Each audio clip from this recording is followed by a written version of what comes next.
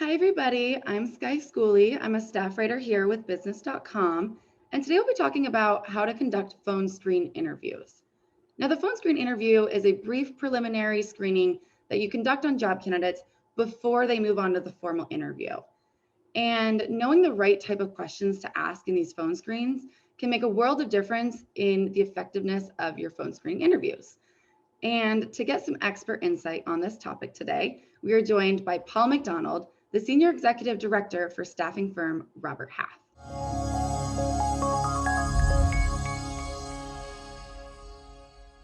So today we'll be talking about what types of interview questions to ask during a phone screen interview, what to avoid, and what to look for in a candidate's responses. So we'll just jump right into it with question number one. What are the top 5 questions or types of questions you want to ask a candidate during a phone screen interview, and why? I think that the first one that always comes to mind, and the one that's always worked well for me or for the team here at Robert Half, would be, just start with some basic foundational questions to get to know the candidate. General questions about their experience, their background, maybe explain, tell me why you're looking for a new role, could be a question. Even something as simpler as, why did you pick the career that you picked? Just general opening foundational questions. If it's a candidate just off campus and, this is their first professional job, tell me why you selected that university or school, or you chose that path. That's always a great place to start, just to ice break and get to, as I said, foundational questions. Then ask about their specific interest in the question or in the position that's at hand. So if it's a controller position, what made you respond to the ad? How did you get in touch with us? Just to clarify that too, as well. That they may have responded to LinkedIn posting, Indeed. They may have been a referral. And you probably know that as an interviewer, but you just want to solidify that and get them talking about the specific position. What attracted you to the position? What's your interest in that type of career path, if that's a new path or a continuation of the path for them. And it's great for them too, at this point, the interviewer, to ask more about questions to test the research that the candidate did on the company. So get to know more about their, research. Did they go into detail on researching? So questions like, tell me a little bit more about your interest in our specific company. What was that attracted you to the company? Not only because before it was the position that was attracting them. Now you want to find out a little bit more about their preparation as it came to the company itself. Then I like to say, this would be the 4th type of question and area. Get them to chat about their specific skills. So you want to gauge some matching. And again, this being the first meeting, you can only get so specific. But if it's a controller, let's use that position that I mentioned before. Get to, do they have the industry experience? Why do they think they're a good match for this position?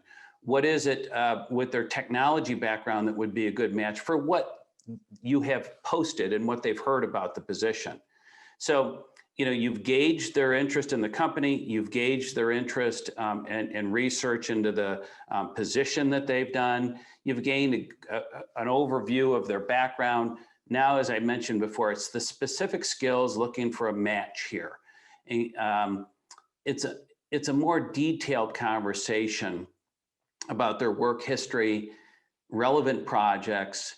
Maybe even so, a question that I like to ask is, tell me about a position or a project that you've been involved in that, from the limited knowledge that you have, would be a good entree into this position, would make us very interested in you. It gives them an opportunity to stand up, be noticed, and to sell their background. And what you're looking for specifically here as an employer is, can they articulate the projects that are very relevant with the limited knowledge that they may have? or within the industry. Always showing the benefit, or as I like to say, the return on investment to the company and to the organization in which they were part of or are part of. Very important question and line of questioning here. And finally, the last area I would say is if the regulations, if the laws permit you to, go down a broad brush match in terms of salary and compensation. If the state does not allow you to go down that line of questioning about compensation, don't go there. But if it does, you want to gauge on the first go what's really been effective today, because candidates of the professional ilk are extremely in high demand right now. You want to gauge the interest and not waste their time nor waste your time. So what are their expectations on compensation? And see how they respond. Flexibility is key here. You want to listen for their flexibility, but also get and see how comfortable they are talking about salary, because many people are uncomfortable with this question, but it tells you a lot about the person. And I think you kind of touched on it in those questions that you were just mentioning, but what exactly are you looking for in the candidates' responses? Like, are there certain types of responses that would make you believe that they should definitely move on to the next round of interviews? Well, when I'm conducting a phone interview, and what we really advise is many times it's just how they're conducting themselves. Are their thoughts organized? Are they comfortable on the phone? Are they, you're gauging their soft skills.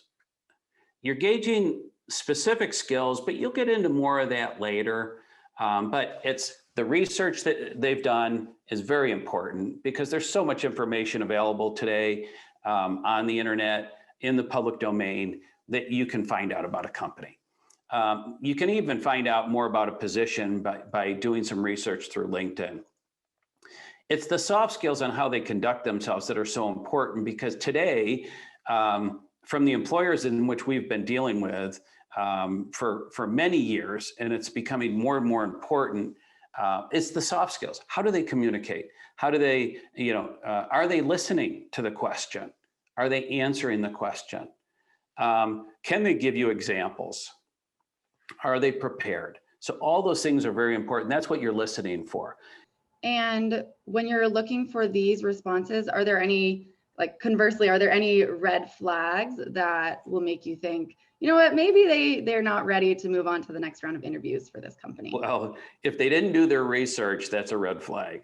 You want to be well prepared, just like anything, because that's just a window into how they would conduct themselves on the job. If they have no curiosity, if there's a time in a phone interview, it's not just the interviewer talking to the interviewee and asking the questions. You should allow time in a good interview for them to ask a question or two, and that shows how well prepared they are, how curious they are. Are they a good cultural fit? Because they might ask you about are you environmentally? Tell me about your ESP and ESG types of initiatives. Tell me about the culture of the company. Tell me why the position's open, and depending upon where that person went, that incumbent went, would that be an opportunity for me for advancement down the road? That's curiosity, but it's not getting ahead of themselves. It's just showing that, they're interested.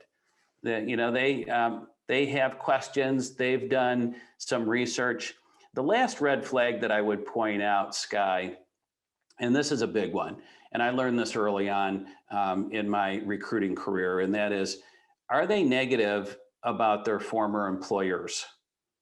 Are they placing blame? There may have been a situation, maybe especially during this pandemic, there was people furloughed, there was people that were reduced in force. Unfortunately, it's been tough on so many people. And if they were a part of that, there may be a sense of negativity in their response. However, I caution every interviewee to not place the blame on that. You can acknowledge that, yes, the pandemic caused my company to close, or the pandemic, caused a reduction in force of 50 to 60%. I was unfortunately one of those people. Good people were reduced and let go during the pandemic. But good people are also finding a way to right themselves and find new opportunities. So listen for the negativity, and listen for the, if you want to probe, it's up to you as an interviewer. But I think it'll be very clear on the first interview on the phone if that person's placing too much blame on their past employers, and which could be a window again into what they would be like on your job.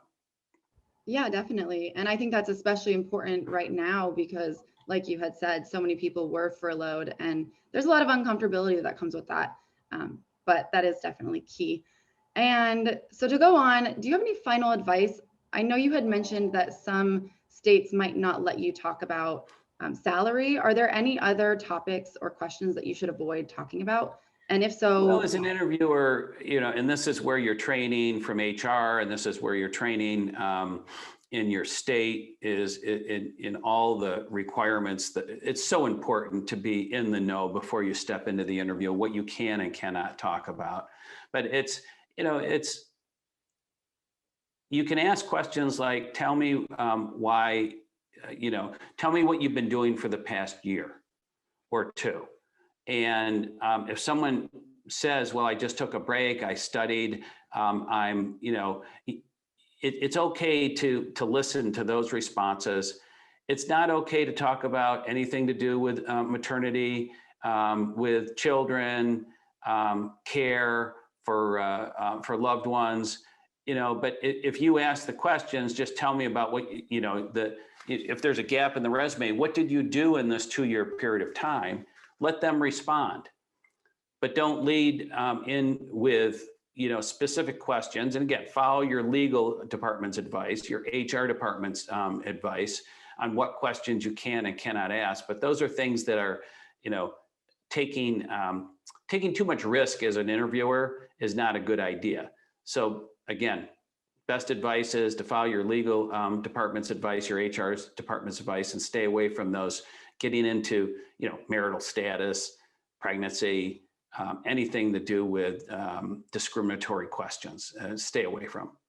well, thank you so much, Paul. There you guys have it. When conducting a phone screen interview, you now know what types of questions to ask, what to avoid, and what to look for in a candidate's response. Thank you very much, Skye.